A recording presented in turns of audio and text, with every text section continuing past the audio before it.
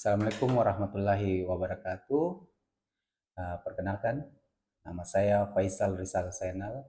Saya adalah dosen tetap di jurusan Manajemen, Fakultas Ekonomi dan Bisnis, Institut Teknologi dan Bisnis Nobel Indonesia yang berada di Makassar. Video ini saya buat dalam rangka mengikuti sertifikasi dosen tahun 2025 yang diselenggarakan oleh Kementerian Pendidikan Tinggi, Sains, dan Teknologi. Saya mengampu mata kuliah Bisnis dan Perdagangan Internasional. Mata kuliah ini bertujuan untuk membekali mahasiswa dengan pemahaman menyeluruh mengenai konsep, praktik, dan dinamika perdagangan antar negara.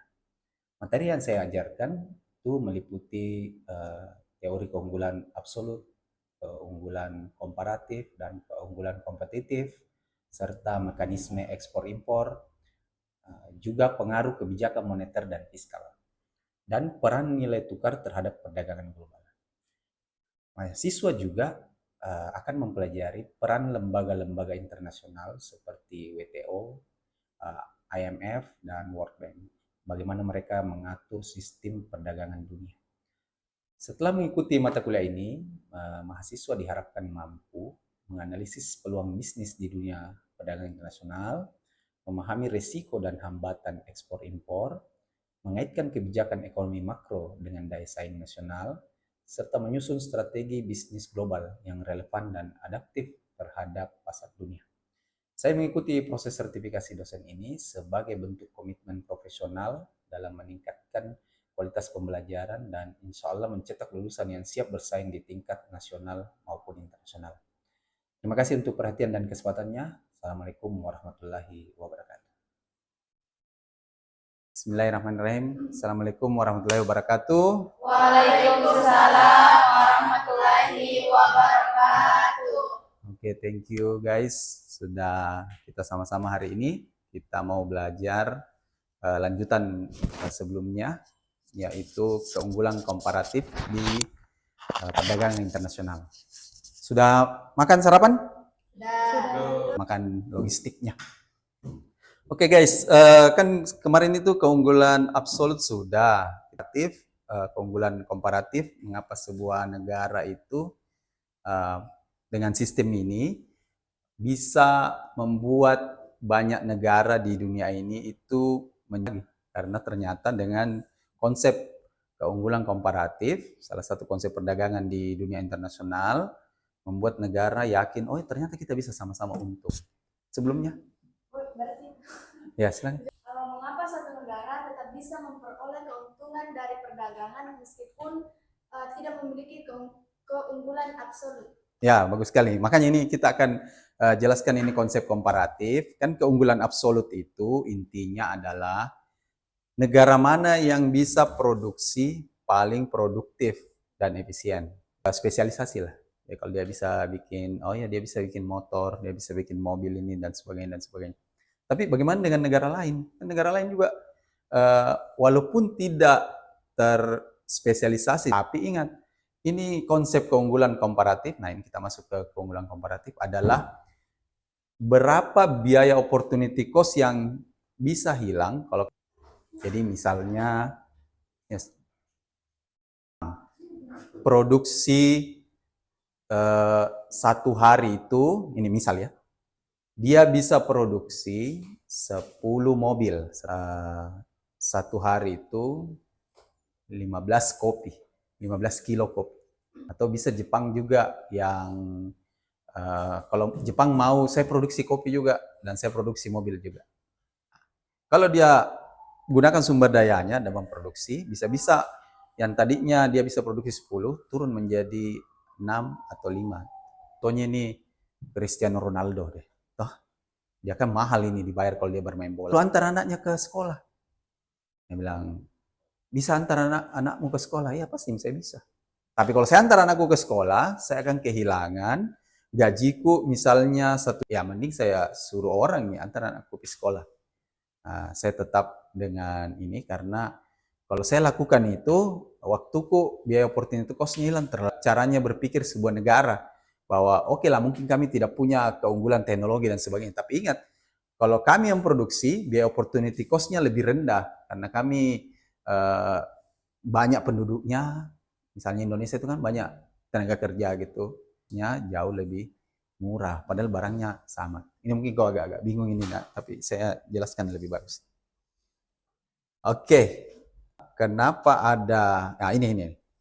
Why does Indonesian export coffee instead of cars? Nah, kenapa Indonesia dia lebih ekspor kopi daripada mobil? Karena kita kan, ini Mi, keunggulan komparatif di sini mau dijelaskan. Karena di Indonesia itu dengan Jepang, beda pabrik dan teknologinya. Dia tidak bisa tumbuh kopi di sana sepanjang tahun dan sebagainya. Saya enggak. Di Jepang kayaknya enggak ada deh pohon kopi bisa tumbuh. Sayang-sayang itu kita paling sedikit bisa kita bikin mobil dan banyak. Ini kita bicara keunggulan komparatif ya untuk di konsepnya, bahwa sebuah negara itu bisa kerjasama saling menguntungkan dengan menghitung biaya opportunity cost yang hilang daripada dia produksi ini mobil. Sayang-sayang kopinya tidak terproduksi. Terus kalau dia produksi juga dia lambat sedikit. Terus lebih banyak kopi yang hilang gitu. To produce goods at lower opportunity cost than others. Kalau kau yang bikin tidak terlalu banyak biaya, bukan biaya yang bisa kita kerja, yang hilang gitu. Seperti tadi saya kasih contoh, kalau Cristiano Ronaldo dia pergi antar anaknya, uang yang harusnya dia kalau bermain bola, dia lebih banyak uangnya gitu. Daripada dia harus antar anaknya Sabtu Minggu. Misalnya ya kalau ada pertandingan. Jadi dia lebih pilih orang lain yang antar anak. Kamu saja yang antar. Nanti saya tetap main bola. Jadi sama di sebuah negara. Sudah saya lambat, harusnya saya kerja ini, bikin motor, bikin mobil. Walaupun bisa saya kerja, tapi opportunity costku hilang. Gitu. Nah itu keunggulan komparatif. Walaupun kita tidak punya keunggulan absolut, tapi secara komparatif bisa. Absolut dan komparatif. Nah, keunggulan absolut, siapa yang produksi lebih banyak? Itu tadi. Kalau Adam Smith itu kan keunggulan absolut. Banyak, nah itu saja spesialis. Tapi ternyata kalau kita produksi lebih banyak, tunggu dulu. Ini kan belum tentu kita negara yang tidak produksi lebih banyak bisa menguntungkan gitu barang B ini. Karena saya tidak kehilangan di opportunity cost yang lain. Kalau kamu yang produksi, ya misalnya, ya memang kau absolut, kau hebat produksi anggur. Tapi kamu kalau produksi itu anggur terus-menerus, kamu kehilangan misalnya produksi barang tekstilmu gitu. Nah, zaman dulu, orang sebelum teori keunggulan absolut, ada namanya teori merkantilisme. Kalau negaramu mau untung, negara lain harus rugi. Ini kira-kira ini intinya merkantilisme gitu. Nah, dengan konsep begitu, perdagangan itu, negara mencaplok negara lain atau mengkoloni negara lain. Seperti kita dijajah sama Belanda.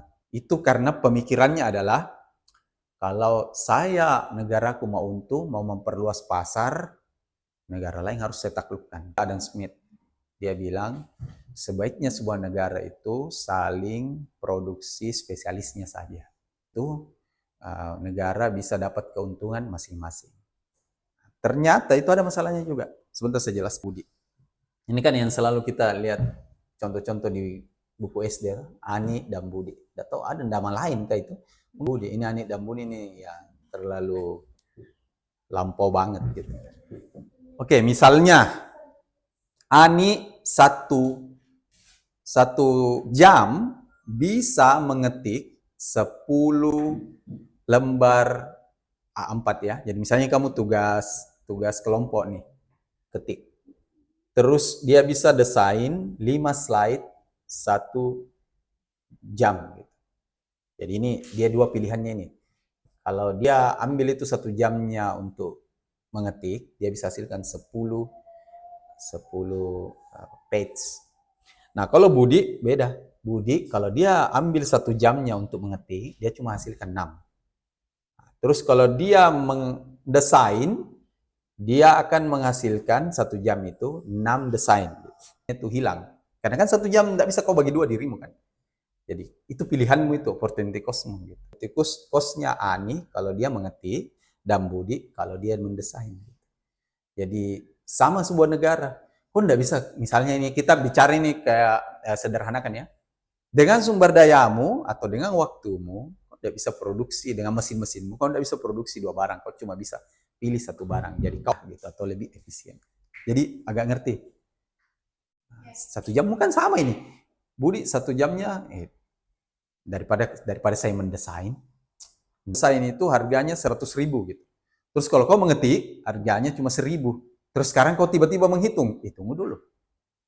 Ini kalau itu juga hitungannya sebuah negara bahwa kalau kita produksi ini investasi, tenaga dan sebagainya dengan yang akan hilang, karena ingat kamu dalam hidup ini apa yang kau mau lakukan itu akan punya opportunity cost. Jadi misalnya kau pergi kuliah ini ya harusnya atau kau bisa, tapi kan kau kehilangan, ada sesuatu yang hilang gitu. Itu adalah konsep yang semua orang pasti punya opportunity cost yang hilang. Kalau alasannya kenapa orang memberi pekerjaan ke, misalnya kalau di restoran ya, oke ini khusus kasir, ini khusus ini, karena kalau kita kerja semua, kita kehilangan nanti pelanggan marah-marah dan sebagainya, mereka jangan datang situ deh. Emang iya dia bisa kerja semua, tapi gara-gara dia kerja semua lambat sekali dia punya penyajian menu, dia punya membayar antri dan sebagainya. Daripada hilang kita punya customer, lebih bagus kau kerja ini, kau kerja yang ini. Nah, mungkin agak bisa dimengerti. Pertanyaan kalau enggak, oh ya, silakan. Mengapa suatu negara tetap melakukan impor meskipun bisa memproduksi barang tersebut Oke, sendiri? bagus sekali. Produksi juga itu baterai. Tapi kita cuma punya bahan bakunya, nikel gitu. Kita tidak punya pabriknya ini. Nah, kalau kita bikin itu pabriknya, ini akan lama ini. Jadi, biasanya negara itu sambil menunggu waktu investasinya atau waktu sumber dayanya bagian. Karena kan misalnya baterai pasarnya mungkin belum jadi. Orang belum pakai semua motor listrik atau belum ada lah. Misalnya di Indonesia di awal-awal ya belum ada. Terus kamu bikin pabriknya, kau hitung-hitung, oh iya kalau bikin pabriknya lama waktunya, habis uang, tenaga, terus teknologi belum dialih fungsi, mending beli saja. Jadi sama ini gini, oke saya sederhanakan nih. Saya akan pergi ke pasar, beli pisang, beli terigu, beli ini, biji nih, dan di sana kan harus beli satu tandan. Habis waktuku ini, lebih baik saya ini mendesain, 1 jamku ini saya pakai mendesain, bisa 100.000. Mending saya beli saja pisang ini. Walaupun saya tahu bikin gitu. Karena ada sumber daya waktuku yang dia ambil, yang harusnya saya bisa kerja yang lain. Nah, mungkin itu lebih simpelnya seperti itu. Nah, kalau saya bikin ini industri, saya harus siapkan dulu ini tenaga kerjanya nih. Saya harus latih dulu, saya harus kasih sekolah, kasih ini. Dulu saya di Imabari, di Jepang itu kota penghasil handuk. Jadi itu handuk, kira-kira 50% di Jepang itu handuk disuplai dari kota spesialis handuk, karena dia punya keunggulan kooperatif. Yang pertama dia di sana banyak dari dulu industri pabrik tekstil. Kan tekstil itu sudah lama gitu, mungkin dari tahun 20-an, 30-an. Skillnya ke anak-anaknya. Jadi dia punya keunggulan, sudah terlatih rata-rata orang di sana untuk menjahit dan sebagainya di dunia tekstil. Udah ngerti mutu, udah ngerti bahan dan sebagainya. Yang pertama, kau harus latih tenaga kerja. Itu kan biaya itu, harus nunggu loh. Untuk bikin pabrik. Nah, di sana sudah ada pabrik yang sudah lama tinggal diperbaharui. Jadi lokasinya, izinnya apa sisa tidak terlalu mulai dari nol. Gitu. Jadi dia punya keunggulan yang jauh lebih efisien kalau di situ dibikin gitu. Walaupun kau juga bisa bikin. Nah, saking luasnya atau saking banyaknya keunggulan-keunggulan komparatifnya, keunggulan absolutnya juga banyak. Ya, mungkin ini ke depan dengan kalian jauh jadi orang yang jauh lebih mungkin kau bisa bawa Indonesia menuju yang jauh lebih baik lah. Artinya ini sekarang keunggulan komparatif, tapi kan kita lebih banyak mungkin datanya mengirim bahan-bahan hasil bumi mentah dan sebagainya, terus kita kirim nikel kembali dalam bentuk baterai, kita kirim biji besi kembali dalam bentuk jarum jahit dan sebagainya. Di Indonesia kan banyak itu pabrik motor, mobil sekarang di Indonesia yang invest yang teknologinya dia transfer ke dari Jepang. Ulang, benefit untuk negara itu dalam economic advance atau keunggulan ekonominya itu efisien resource allocation gitu. Nah, jadi negara bisa mengefisiensikan alokasi sumber daya. Tadi saya sudah jelaskan sebenarnya. Problem dari raw material ekspor yang saya jelaskan Indonesia itu banyak menjual hasil bumi, hasil laut yang raw material, bahan mentah. Jadi pulang dalam bentuk coklat Cadbury dan sebagainya yang nilainya mungkin kayak 10 kali lipat gitu. Jadi 1 kilo coklat kakaota itu diolah di negara lain, di Malaysia barangkali, di manalah. Terus kembali dalam bentuk batang coklat yang mungkin berapa itu, dan iklim investasi bagus, mungkin supremasi hukum juga bagus, barangkali akan banyak di Indonesia yang tertarik, negara-negara yang mau investasi banyak-banyak. Kan itu walaupun sebenarnya kecil-kecil. Pertanyaan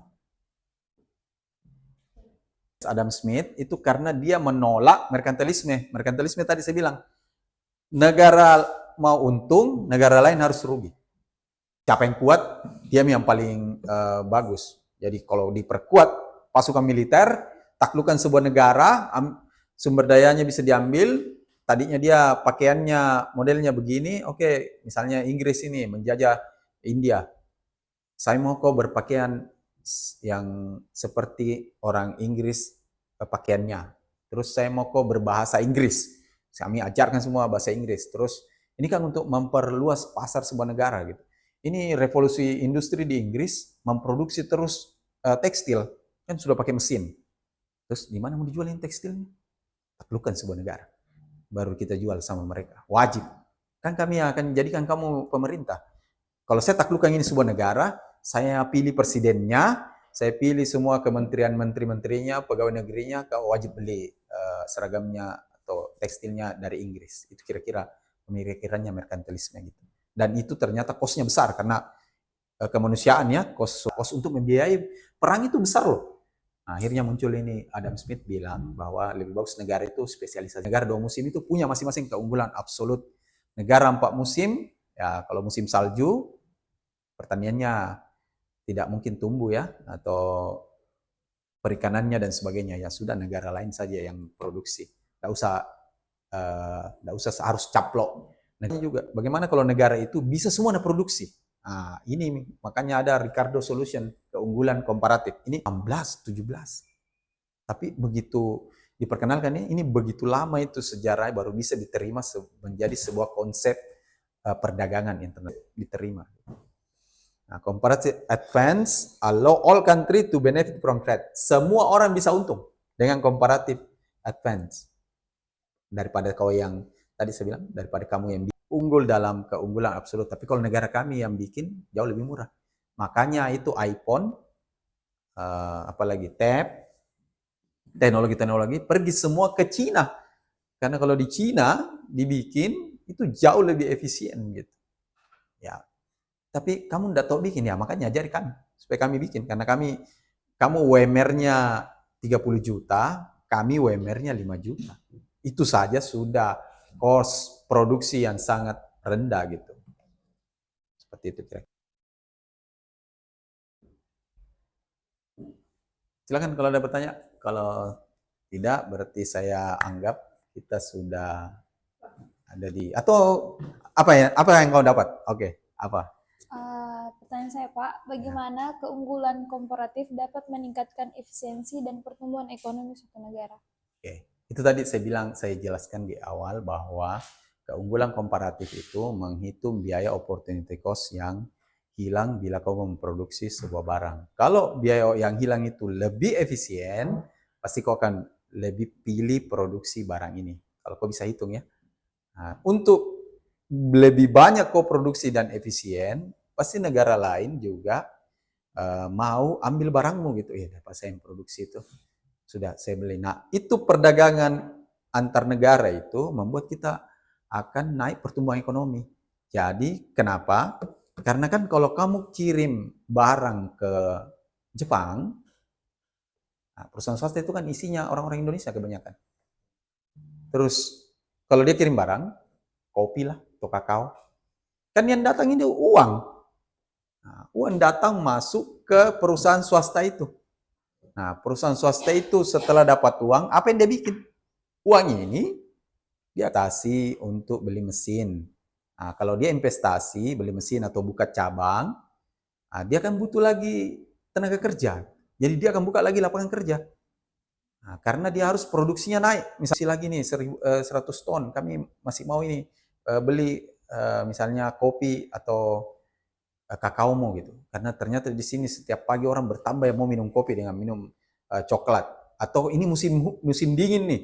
Kalau musim dingin atau dikasih jadi minuman atau orang makan batang coklat, semua negara di dunia ini seperti kita yang makan nasi banyak permintaan coklat.